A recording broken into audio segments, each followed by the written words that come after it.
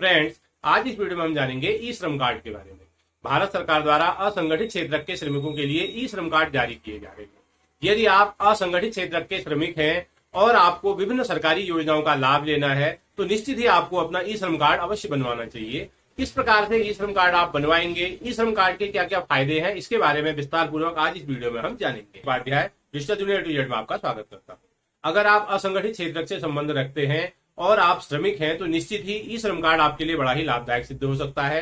क्या है ई श्रम कार्ड, इसके क्या क्या लाभ हैं और कैसे आप इस कार्ड को बनाएंगे, इसके बारे में आज हम इस वीडियो में जानेंगे। तो आइए सबसे पहले हम जानते हैं ई श्रम कार्ड क्या है। इसके लिए हम सबसे पहले किसी भी ब्राउजर में यहाँ पर टाइप करेंगे eShram.gov.in और इस प्रकार से हम ई श्रम के ऑफिशियल वेबसाइट के पेज में यहाँ पर जा चुके हैं। तो यहीं पर हम ऑथेंटिक जानकारी इसके बारे में प्राप्त करेंगे कि ई श्रम कार्ड क्या है, किस प्रकार से आप ई श्रम कार्ड का लाभ ले सकते हैं और इसकी मुख्य विशेषताएं क्या हैं। तो देखिए यहाँ पर ई श्रम पर रजिस्टर करें में आप क्लिक करेंगे तो बहुत ही आसानी से आप अपना पंजीकरण, अपना रजिस्ट्रेशन इसमें कर सकते हैं, जो कि पूर्णतया निःशुल्क है। तो इसी पोर्टल पर हम जानेंगे यहाँ पर इसके बारे में विभिन्न जानकारी। तो रजिस्ट्रेशन के लिए आपके पास देखिए आधार नंबर होना चाहिए, मोबाइल नंबर होना चाहिए जो कि आधार से लिंक हो, और बैंक अकाउंट डिटेल होनी चाहिए, और आपकी एज 16 साल से 59 साल के बीच होनी चाहिए। तो ये ई श्रम कार्ड में रजिस्ट्रेशन के लिए मुख्य शर्तें हैं।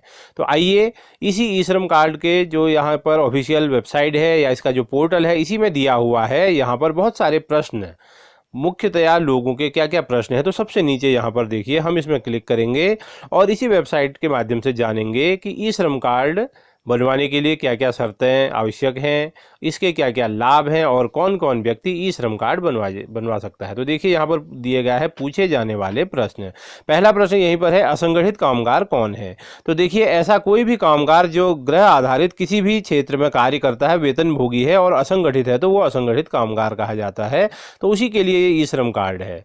तो ये देखिए असंगठित क्षेत्र क्या है। असंगठित क्षेत्र ऐसे प्रतिष्ठान या इकाइयां हैं जो कि संगठित नहीं है, जिसमें 10 या उससे कम कामगार होते हैं। तो इसी में देखिए यूएएन क्या है। तो यानी कि एक ऐसा यूनिक आइडेंटिफिकेशन मिलेगा 12 अंकों का, जैसे कि आधार कार्ड होता है।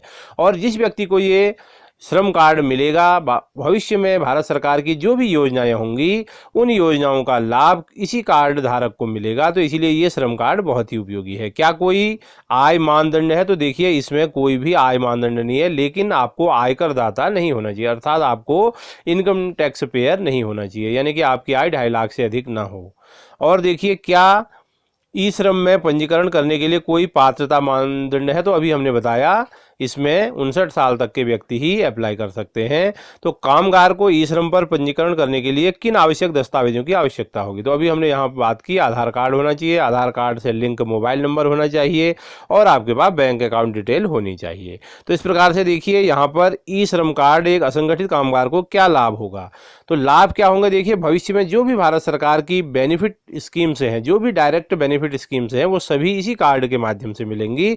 तो इसीलिए असंगठित क्षेत्र के सभी श्रमिकों को इस कार्ड को अवश्य बनवाना चाहिए। तो और भी देखिए यहाँ पर बहुत सारे प्रश्न दिए गए हैं। क्या कामगार को ई श्रम में पंजीकरण के लिए कोई शुल्क देना होगा। तो देखिए यहाँ पर स्पष्ट है, इसमें पंजीकरण बिल्कुल निःशुल्क है। साथ ही इसमें यहाँ पर आपको 2 लाख तक का एक्सीडेंटल इंश्योरेंस भी मिलता है और जिसका पहले साल का प्रीमियम भारत सरकार भरती है। तो देखिए बैंक खाते से कोई कटौती होगी तो इसमें ई श्रम कार्ड में कोई भी कटौती नहीं होगी, लेकिन आप इसके माध्यम से जो 2 लाख तक का बीमा लेंगे एक्सीडेंटल इंश्योरेंस, उसमें आपको अगले साल से 1 रुपया प्रति माह अवश्य अंशदान देना पड़ेगा।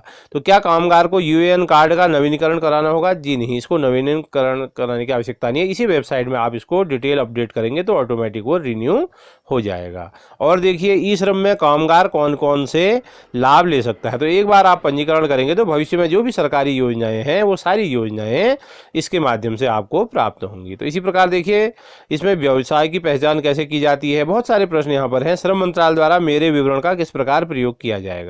तो जब आप इस कार्ड को बनाएंगे तो आपकी सारी डिटेल आपके आधार कार्ड के माध्यम से, क्योंकि आधार की डिटेल इसमें आवश्यक है, तो उसके माध्यम से सरकार के पास आपकी डिटेल पहुंच जाएगी और जो भी आपका हक है या जो भी आपको योजना का लाभ मिलना है वो आप तक मिल जाएगा। श्रम मंत्रालय द्वारा मेरे कार्ड का कोई दुरुपयोग तो नहीं होगा। तो किसी भी प्रकार का कोई दुरुपयोग नहीं होगा, ये सरकारी पोर्टल के माध्यम से होगा। तो इसी प्रकार देखिए यहाँ पर और भी बहुत सारे प्रश्न दिए गए हैं।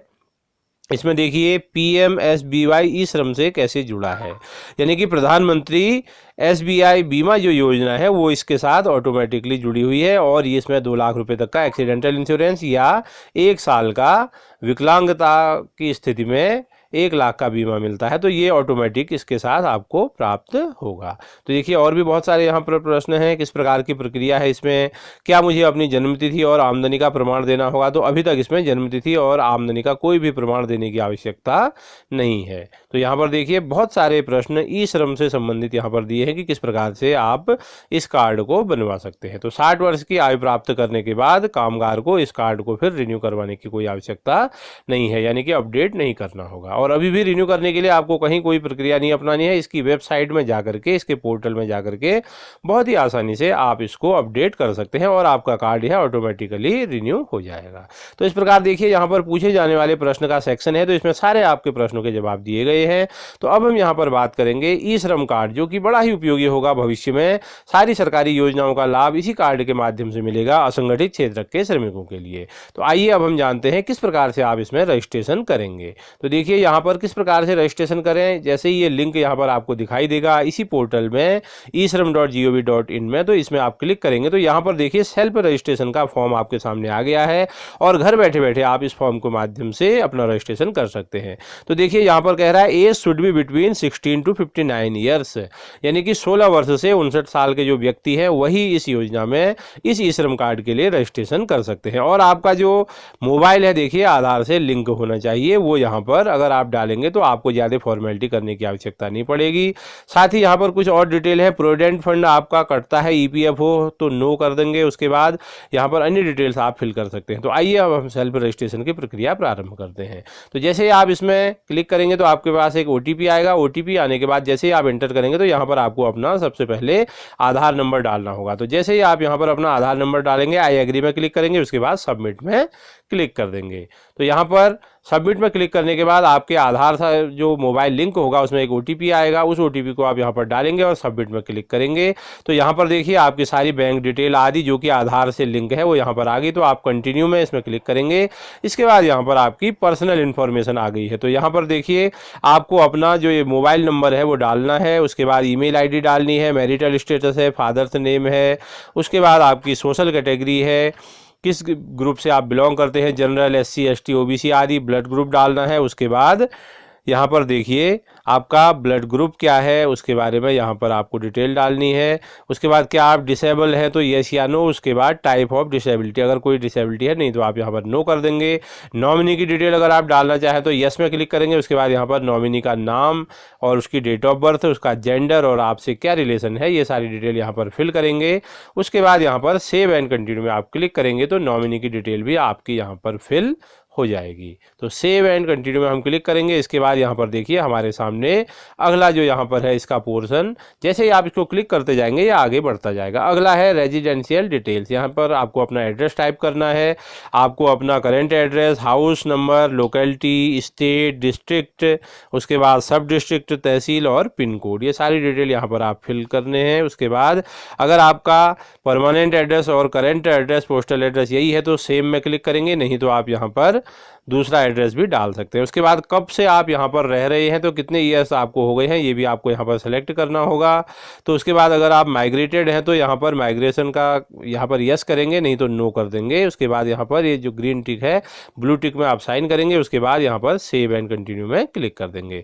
तो अगर परमानेंट एड्रेस अलग है तो यहाँ पर आप देखिए जो ये ग्रीन टिक है इसमें आप पुनः क्लिक करेंगे तो यहाँ पर आप दूसरी डिटेल भी फिल कर सकते हैं। अगला टैब देखिए सेव एंड कंटिन्यू के बाद एजुकेशनल क्वालिफिकेशन, आपकी जो भी क्वालिफिकेशन है यहाँ पर आपको सेलेक्ट करनी होगी। उसके बाद आपको जो अपना सर्टिफिकेट है वो यहाँ पर अपलोड करना होगा। ये PNG फॉर्म में हो सकता है, JPG में हो सकता है, PDF में हो सकता है। तो यहाँ पर हम अपने एजुकेशनल सर्टिफिकेट को भी अपलोड कर देंगे।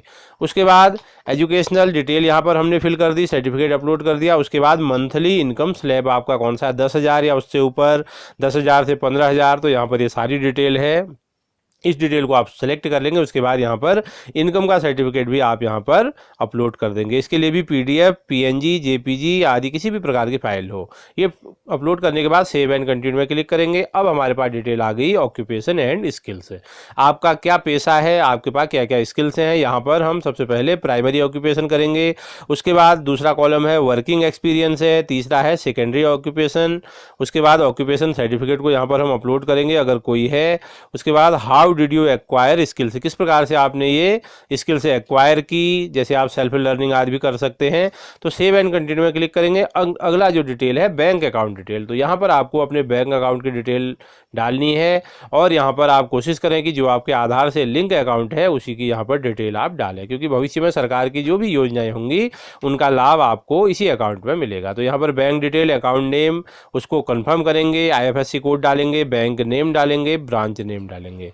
तो यहाँ पर आपको अपने सारे बैंक की जो डिटेल है वो यहाँ पर फिल करनी है और जैसे ही आप बैंक की पूरी डिटेल फिल करेंगे सेव एंड कंटिन्यू में क्लिक करेंगे। अंतिम जो यहाँ पर होगा देखिए आई अंडरस्टैंड, तो यहाँ पर आपको एग्री करना है। तो यहाँ पर एक बॉक्स है, इस बॉक्स को आप टिक कर देंगे। उसके बाद यहाँ पर सबमिट में क्लिक करेंगे।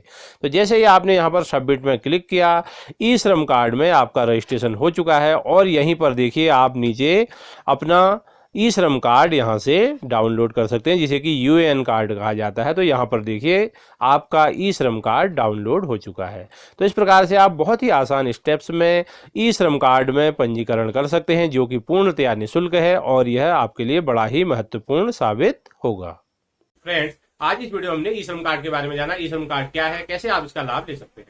उम्मीद है आपको वीडियो पसंद आया होगा। अगर वीडियो पसंद आए तो वीडियो को लाइक करें, अधिक से अधिक इस वीडियो को शेयर करें और अगर आपकी कोई क्वेरी है तो नीचे कमेंट सेक्शन में कमेंट कीजिएगा, तुरंत आपको उसका रिप्लाई दिया जाएगा। और अगर आपने अभी तक मेरा चैनल सब्सक्राइब नहीं किया है तो नीचे दिए गए लाल रंग के सब्सक्राइब बटन को प्रेस करके चैनल को सब्सक्राइब करें और उसके सामने दिए गए बेल आइकन को भी प्रेस करें, ताकि इस प्रकार के उपयोगी और महत्वपूर्ण वीडियो की नोटिफिकेशन सबसे पहले आप तक पहुंच सके।